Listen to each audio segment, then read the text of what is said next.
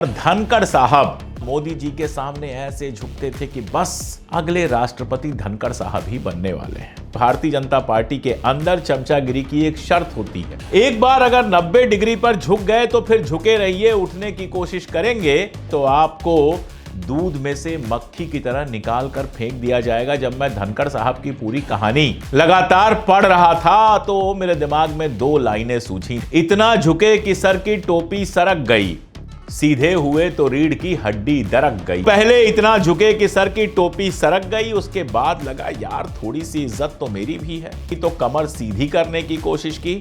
कमर सीधी करने की कोशिश की तो रीढ़ की हड्डी दरक गई। मोदी जी ने कहा कि भैया खुद इस्तीफा दे के किनारे हो जाओ वरना तुमको अब बाहर कर दिया जाएगा। मोदी जी ने कहा मैं क्यों कह रहा हूं, मेरे पास कोई सोर्स नहीं है। अगर धनखड़ साहब मेरे ऊपर कोर्ट केस करना चाहें तो मैं पहले ही माफी मांग लेता हूं कि मेरे पास कोई सोर्स नहीं है कि मोदी जी ने धनखड़ साहब से क्या कहा। लेकिन भारत में मोदी जी के अलावा किसके पास इतनी ताकत है कि वो धनखड़ साहब से इस्तीफा दिलवा दे। जगदीप धनखड़ साहब को फेयरवेल तक नहीं मिला, इस कदर बेइज्जत करके निकाला गया कि सबको गालिब का वो शेर याद आ गया।